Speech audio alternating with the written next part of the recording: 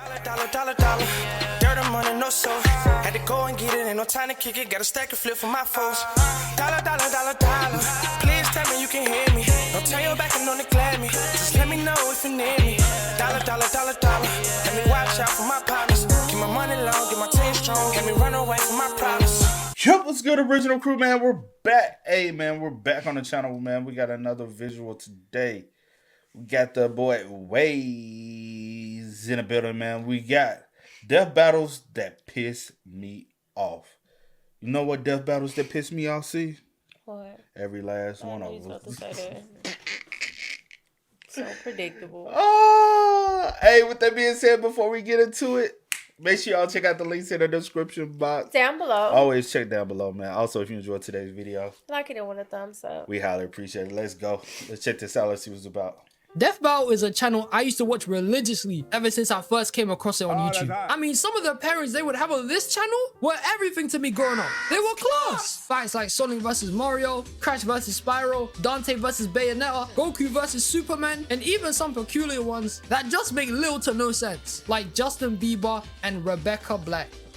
I don't know what the hell the context is behind this, but the point is that these type of fights Death Battle would produce was something just mad entertaining all the time. I mean, seeing some of your favorite characters spar against one another with analysis on both sides given context and a victor being decided by the end of it was just amazing to watch, and just brings a bunch of people together who share a common interest in said characters. It's community building. Like, don't lie right now, their latest video with Cell vs. Metal Sonic is a top 10 masterpiece for that channel. Yeah, I swear to God, it was fire, man. I actually should have got that one right, bro. I actually should have got this one right off rip. I don't know why I didn't go with my first gut. My first gut in the beginning was Sonic. C's was Cell. I should have just stuck to it. Mine was nothing. Yours was Cell, because we talked about it. Mine was nothing, but I knew when you picked Cell, I was going to get it wrong. Gold Neo Metal finally getting some respect. He won that shit from the moment he appeared right here. And then as soon as he said this, Lifeform beta successfully copied. It was up for Cell. But with all the fights Death Battle have made to keep us guessing on who's gonna win, giving deep dives into abilities and powers, and even showing us some shit that we've never seen before, let's just cut to it. They be bullshit when it comes to certain fights, man. Whether there's a contradiction in what they say or what certain characters can really do, undermining abilities to make others seem weak, or just blatantly giving out arse pulls so they can end the fights early and make it look terrible. Which I can kind of understand, because with this animation, that's gonna cost a fortune, man. Guys are broke out here. Death Battle have their fair share of bullshit fights and accurate claims. I mean, at the end of the day, all of their fights are up for interpretation anyway, because you can't really compare two guys from two completely different worlds and make them scrap. It's not finna make sense anyway. Like right here, why is SpongeBob fighting Aquaman? What could possibly be the scenario behind this? Did he go to the chum bucket or something? That's crazy. And today, ladies and gentlemen, I just want to give my 2 pence an opinion on some fights I think from Death Battle are stupid. I love you guys though, man. So without wasting any more time, let's get into my first pick of the fights. Beginning with... Now, Knuckles vs. Donkey Kong gotta be one of the best fights on here when it comes to the animation. I mean, besides this evil, cursed-looking DK model, Lord, they made the guy look like a demon. Why are his arms so long? But the combat, music, and sound effects of this fight definitely put it up there. Reminds me of peak television I used to watch back in the day, like Super Mario Bros. Z, or the Final Fantasy Sonic game I used to play. Bruv, I love the 2D sprite animations, they're fire. And to me personally, with this Death Battle, the analysis and verdict of this video, it's some bullshit. I'm not gonna try and undermine DK's potential and abilities to come out on top here. The guy is very agile, can throw punches at crazy speeds, and even punched the whole moon down to Kong Island to finesse some Tiki Monster, which is hella impressive and sparks up a debate between who's stronger between him and Knuckles. He's also an A-class R&B singer too, so I think that contributes to it. But once I tell you this one thing about Knuckles, you look at it differently, man, believe me. Knuckles is stated to be as strong as Sonic is fast. Do you have any idea what that flipping means? Do you know what that entails? It means he's Bolo, fam! Sonic is a top 10 speedster in fiction, and I'm not even counting Archie Sonic, who absolutely dog walks like 9% of the Mario world. His video game version alone is fast enough to be a part of this. He could time travel with his speed in Sonic CD, blitz through land in less than 2.5 seconds, and cleared an entire battalion of robots by just running through them. He's sending guys flying with the way he runs. So with Sonic already being presented as a fast guy, if Knuckles is comparable in the strength department, how is he not stronger than Donkey Kong? I've only seen Donkey Kong have one feat before Bonanza, and that was just when he punched the moon. Meanwhile, when Knuckles was a kid, he knocked Sonic out of his super form. He punched the guy out of his own Super Saiyan form. And I've seen other people bring this up and debate the point, saying at this moment in his career, Sonic was still getting used to being in his super form and using the Chaos Emeralds. He was still a rookie when it came down to using them. Hence why Knuckles was easily able to knock him out of it by just jumping. But that shouldn't take away from the fact that he knocked out what is literally shown to be invincible. You can't damage Sonic characters when they're in their super form. They're invulnerable, he's invincible. But Knuckles did it anyway, and he was a lot younger back then doing that shit. That feat alone, whether you want to count it or not, is enough for us to say Knuckles got it like that. He's tough. I guess you could say he's rougher than the rest of them. I'm so funny, man. And there's still so much to bring up. Donkey Kong is primarily a powerhouse, the muscle, the tank. He may be agile, but he's really not going to be as agile comparable to other Mario characters, like the plumber himself, who can jump like crazy. But Knuckles, for his small size, can beat the shit out of you, sending you flying like your Team Rocket. Ignite his giant punching glove hands on fire, and he's fast enough to definitely run circles around DK and beat him up with speed alone. The man keeps up with Sonic on a daily basis. He's got to get points for that. They even show you a little bit of how fast Knuckles is by him dodging all these coconuts right here as if he was in the Matrix, which is proving that he's got a good reaction time. And when he was digging around DK, punching him like Spider-Man did to Thanos in Infinity War, Donkey Kong is too slow to react to it. They're showing you the man's capabilities. It would have been over if they counted speed as a deciding factor as much as power was the main deciding factor. Power here was primarily the main factor of who was going to win the fight. It's clear enough to see that. Look how aggressive the bangs these men are throwing at each other are. Going crazy here. Yet at the same time, speed should have contributed a lot more here too. Even in their analysis, they brought up Jungle Beat, in where DK was punching at supersonic speeds too. But they didn't want to apply that as much here as they stated in their breakdown. And you can't have Knuckles weave it like he's doing the Dempsey roll and then proceed to let him get slammed like he did nothing. Like, I genuinely can't tell you how disrespected I felt when I saw Knuckles go out like this. You mean to tell me DK just swatted him like he was a fly? Like he was nothing. Knuckles didn't even do nothing here. He just accepted his fate and got boomed. But he could literally glide out of this predicament. How does this even make sense? The coconuts hold this guy, man. Where did the last one come from? That's some bullshit. Looking back at this fight though, I just think they undermined Knuckles' abilities and just solely went off who's presumably stronger. And they kind of ran with the whole punch in the moon thing from Donkey Kong Country as their main strength point. They even decided to compare that to a time in Sonic X where Knuckles punched the moon and only a small part of it exploded. They must have been on some bias shit thinking just because DK punched the whole moon that he's definitely stronger than Knuckles. Like, no man, what type of crap is this? Something I've seen other people also do for this case is bring up Super Knuckles. And even though, yes, I agree that Super Knuckles would absolutely kill DK and take his life, in the fight, they were only in their base forms, so it doesn't even matter. I mean, what forms did DK have when they made the video anyway? Strong Kong. Get that shit out of here, man. I do think though, if they decided to revisit this fight, it would be a lot more interesting. With the recent release of DK Bonanza, which shows off DK's new animal forms, like turning into a big ass gorilla who's kinda caked up and can send shockwaves or punches out, a zebra who can run over water and can run headfirst into things. Like, bitch, DK has a snake form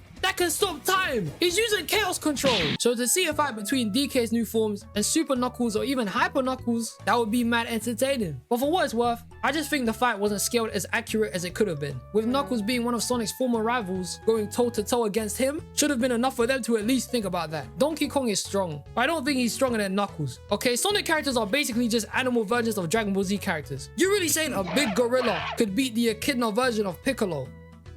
Okay, that's a bad comparison. But my point is, banana slammer. I say this, I don't think we did that one. And I know we have tried to go back and like look at some of the old death battles, but a lot of them are like strictly heavily copyrighted or copyrighted to the point where they will be blocked if we try to react to them. Even though we already know they're on YouTube, the content will be blocked if we try to react to it. So there's no point of us, like, we can put that time and energy into other videos to be able to give to y'all. But we have tried to go back. You know what I'm saying? It's just through research and trying to do content, that's the type of things we discover. So I know a lot of people have access to do like certain old death battles, but we just can't. We didn't do that one, did we? Because I swear, I think one time I was trying to do it, and it was one of the ones that was like that. But also, some of y'all might know what they went through, and y'all will understand that it was a lot. Because honestly, Death Battle was almost over. I don't know if you know that, but Death Battle was almost done. Then they revived it, and it's an independent project now. So salute to them.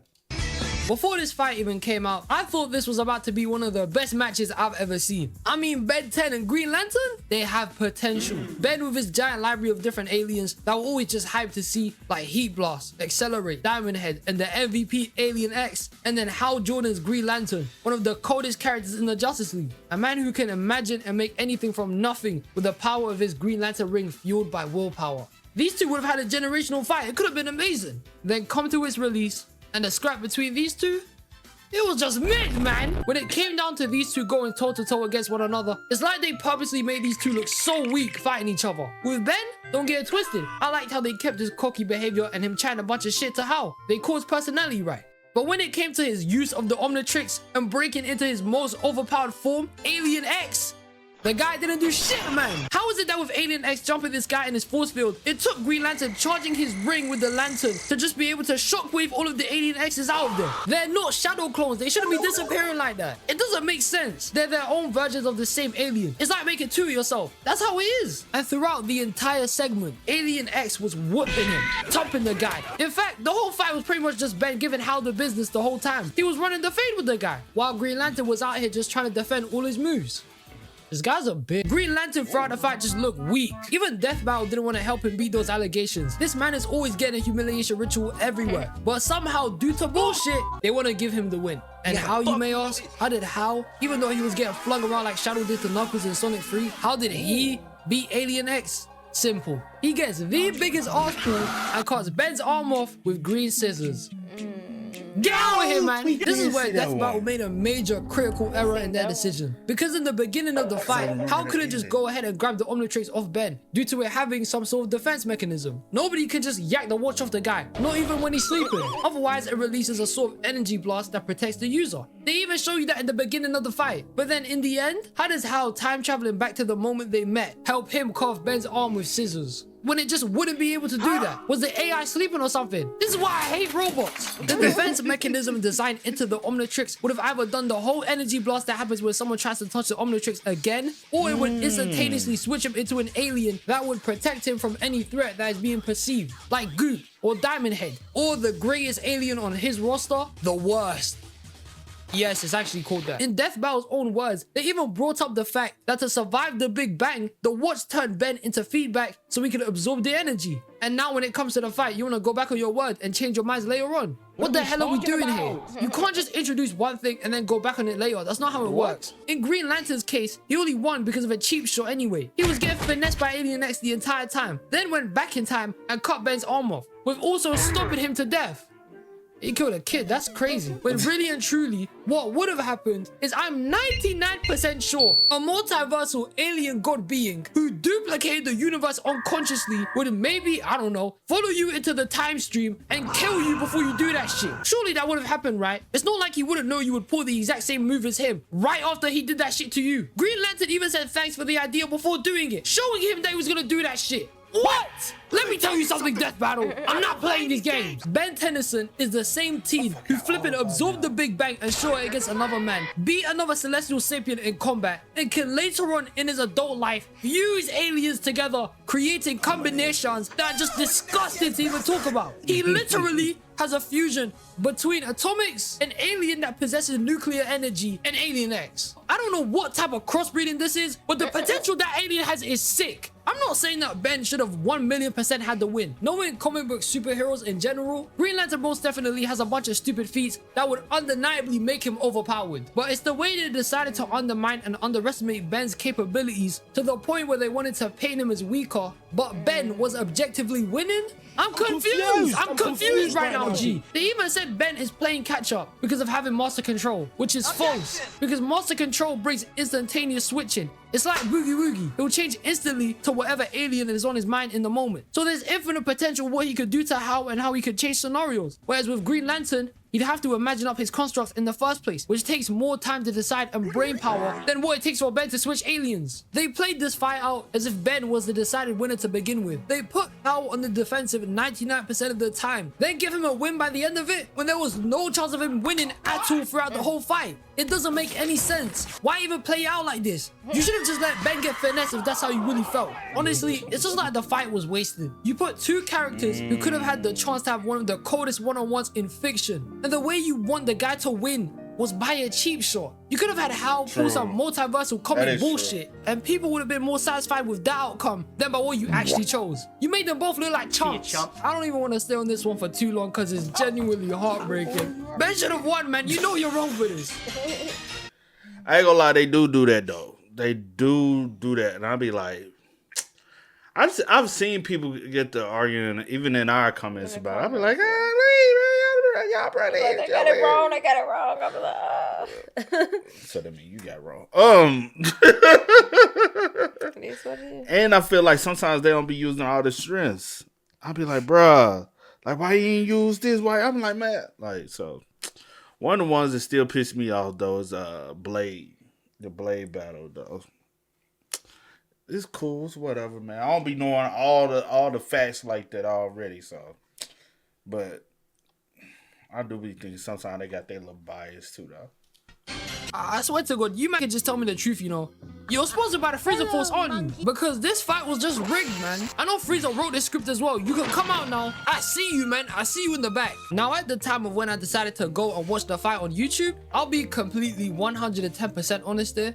I didn't know shit when it came to this fight, man. I'll be real. I mean this as if when it came down to the invisible part of the analysis, I've only watched the animated series. I haven't read the comics in particular to understand their whole argument for Omni-Man's case. So it's not something I could necessarily disagree with at the time. But in my heart, in my soul, in my core, I knew there was something wrong with this fight. And to no surprise, there actually is a couple of things. They brought up that Omni-Man was able to destroy Viltrum by speed blitzing through its core. But forgot to mention, it wasn't just Omni-Man who did that. Mark helped him alongside another Viltrumite. And another guy before that used a destabilizing gun to make the whole thing even possible. Otherwise, they would have just rammed into it and broken their whole entire body like some dickhead. And the craziest thing about this feat is that they purposely didn't want to acknowledge it took 3 guys to do the job. They moved like Omni-Man was the only person capable of destroying Viltrum. And the feat they decided to compare that to was giving Bardock equal scaling to King Vegeta, a man who easily destroyed a solar system with the flick of the wrist. But then it took 3 guys and a gun to do what a fraction of what King Vegeta could do easily. It doesn't add up here. The second thing I want to bring up, which is my biggest takeaway on this fight, is Super Saiyan Bardock. How did Super Saiyan Bardock lose? Do these guys understand the power levels of Dragon Ball Z characters? If Roshi, with a power level of near 100, can destroy the moon, Piccolo easily doing the same with a power level barely over 1,000, and you mean to tell me Bardock in his base has a power level of 10k, and Super Saiyan raises those stats 50 times higher, meaning his power level here was at least 500k. How is he not clearing the man in the end? I can understand how Bardock is an inexperienced Super Saiyan, which means his power is definitely draining quicker than it should be, but that shouldn't take away from the boost he would get, giving him the significant advantage. Super Saiyan Bardock is at least planetary with power on par to First Form Frieza, who destroyed the whole of planet Vegeta with a supernova, and like I stated before, Omni-Man was barely able to destroy a planet by himself. That's weak! If we're comparing Viltrumites to Saiyans in general, guys, remember something. Saiyans will be sent to different planets as babies to take over and conquer, whereas Viltrumites will be expanding their empire by sending over older, crusty-ass 1,000-year-old people to do the job for them. It's like it takes one kid Saiyan to do what a grown-ass Viltrumite could do. Do I believe that a Viltrumite could take over a planet at a much younger age? Yeah, but they haven't proceeded to show that, so it doesn't count here. And something I noticed when watching Invincible is that Viltrumites get popped easy. Maybe the strength gap between them is so strong that their durability doesn't really apply as much anymore. But when Viltrumites literally fight one another, they pop out their entire guts. You can see their whole stomach spill out, splitting their heads in half like they're nothing, pummeling them like they were never that strong to begin with. And to compare, I've never seen a Saiyan take the same amount of damage. Never. Not even if their strength gap between them was insane. The most they would come out with might be that they're hella wounded bleeding, or lost a limb. It's never their whole body getting disfigured and done out. So with this durability in mind, how can Omni-Man do so much more damage to Bardock than Bardock could do to him? Involving Ki in the conversation too, Saiyans naturally have a high destructive power. They finesse others and each other with just Ki blasts alone. Now you're saying Omni-Man can just deflect all of that like it was nothing, and even just throw away Super Saiyan Bardock's one-on blast attack like it wouldn't do any damage to him anyway. What? I'm not even bringing up how he used Grey Ape in the fight, which is more than enough to even take out Omni-Man. Grey Ape Bardock would have stomped him. He has a power level of like 100k. What is this? And it's not like Bardock is a berserker Grey Ape and can't control the form. He can control it as it's shown in the Dragon Ball Super manga when he's looking for granola. So he's not just a mindless brute. The fight just wasn't scaled properly to meet up with all of Bardock's capabilities. They kind of just gave Omni-Man the edge for no reason, saying he's faster, stronger, has something called smart items, which I'm not going to go into because I don't know shit about that, and even stated themselves that they won't look at Omni-Man destroying a planet with help properly. So was this thing biased or something? They admitted it right here. Like I said before, I don't really have that much information on Viltrumites to begin with. I read up somewhere that the solar disc feat that they tried to bring up was some bullshit as well, because it's not comparable to a Viltrumite or something. But I know Dragon Ball, and Bardock should have scaled way higher than what Death Battle 4 he could do. They undermined him once again to give Omni-Man the win. I ain't trusting this. They gave Homelander the power to make Omni-Man bleed, knowing damn well nobody from the boys universe could ever do that shit, let alone the Milkman. So I knew this take on Bardock was a little cop-out. I've always seen it go like this. If we're comparing some of the strongest people in comics and fiction, it was always, to me, if I had to rank them, Kryptonians at the 1, Saiyans at the 2, recently Viltrumites at the 3, and whatever the hell Homelander is at 4. Just like this showing you the gaps between one another and lets you know who would debatably be more powerful in the moment. At least that's how I viewed it. And this fight was just a little underwhelming. I think the concept to it was sick, but when it came down to bringing up facts, it was kind of one-sided. Bardock should have won, man. I'm not tripping. And now, ladies and gentlemen, I want to bring up the last death battle that hurt my soul when I watched it. But I do remember that death battle. A lot of people were mad and upset about that when they were like, there's no way. I was like, I ain't in that argument. I ain't in that fight. I was on Omni-Man. I don't really know much about like Dragon Ball Z, but I think I went with Omni-Man on that one. I'm pretty sure you did. And I'm pretty sure you went with Dragon Ball. And I'm pretty sure I went with Dragon Ball. Yeah. Something that makes me itch. Something that didn't sit right with me and gets me angry every time I think about it. And the evidence I even got to back up my claims here will show you that it's just some bullshit, man. And the final fight for this video is... Now this fight, hands down, is the biggest piece of dog shit I've ever seen on this channel, man. It's not real. I'm a huge Sonic fan, so before I even get into this, you may be asking, is this take about to be hella biased with me glazing Sonic for the next couple minutes and telling you why he smokes this plumber easily? Hello, bro. But in all honesty, I'm actually just gonna tell you what I think went wrong here without seeming like I'm just being one-sided. I know Mario and Sonic have a bunch of feats individually that make them both busted, overpowered characters. But what I think is the first problem with this matchup is simply, and I like to call it, the speedster problem, which affects any speedster fighting a non-speedster that is dumb. One of my first videos on this channel was about this stupid thing. But to sum it up quickly for you, man, so I don't waste too much time on it, when a speedster fights a non-speedster, unless the non-speedster has reality-bending powers, magic, or just has a way to counter the speedster that makes sense, or he's actually a speedster himself, there is no way a speedster should lose. It doesn't make sense. By the basis of what people with super speed can do compared to a room full of people who don't have the same ability, they should dog walk everyone in there. That's the whole idea behind this type of power. They're so fast, no one can perceive them that quickly, and that they can literally destroy their opponents in under 5 seconds. It's what makes someone with super speed practically unbeatable. So when applying this logic to the Mario vs Sonic debate, why wasn't Sonic running circles against Mario here? Now I know they said in their breakdown that Mario has a fast enough reaction time to be able to counter Sonic's speed with him turning into lightning and using something called the Star Diver. But that means by this logic that they're trying to say that Mario is fast enough to keep up with Sonic then.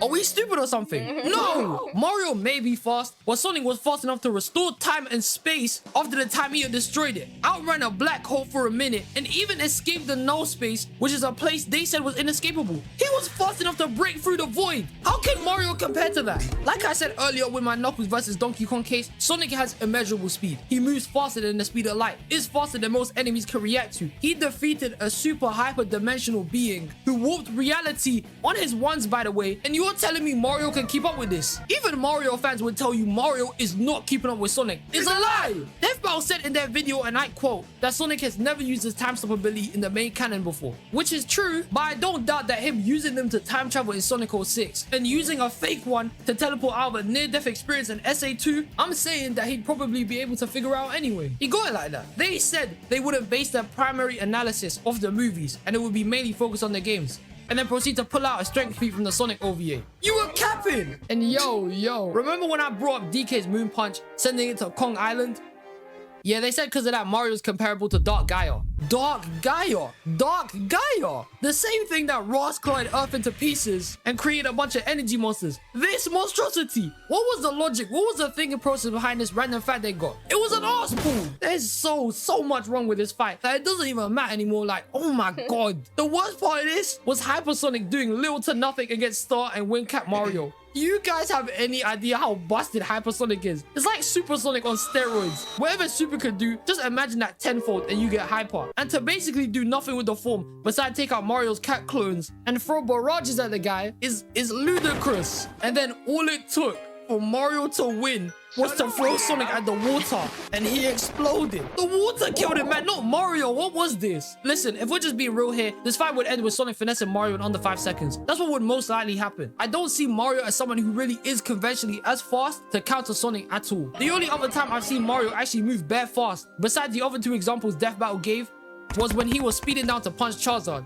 He was hungry to run that fade, man. I'm not disputing Mario ain't got it like that either. He has a multitude of power-ups and beat up a planet-sized Bowser. So it's not like I don't believe in his capabilities. But compared to Sonic, who breaks through time, beats up gods on the weekend like it's nothing, restored time, breaks through spaces that don't even exist, and can even solo a being who's warped reality, how does Sonic not come out on top here? Mario fans, you tell me how that makes sense. Because as a guy who's been playing Mario as long as I have, I just know it's still some bullshit. Honestly though, like I said with Knuckles and DK, I do think this fight would be mad interesting to revisit as well, with the new forms they've gained over the years. But this is basically the video game equivalent of Goku vs Superman. And they yet again undermined a character's abilities to make the other guy win. They keep downplaying the man then. But this man, I don't have that much knowledge on Mario compared to Sonic, but I'd love to hear some more takes on why some people think Mario winning was deserved. Because from my perspective, this shit was hella dumb, man. It's ass. And this brings me to the end of the video. Look, I want to first say that I know these matchups and analysis they do is for entertainment purposes only. Sure. I'm not trying to come at Death Battle here. I just wanted to give my 2 piece on some choices where I just don't agree with them. Especially Ben 10 and Green Lantern. That shit pissed me off, man. If you guys disagree with anything I've said on my takes, or there's more Death Battles we didn't agree with, because there's hella a lot more I got a problem with. Some of them enrage me. Comment down below, man. I love you guys. I appreciate you for staying till the end of the video. And I'll catch you, man, in the next one. Peace.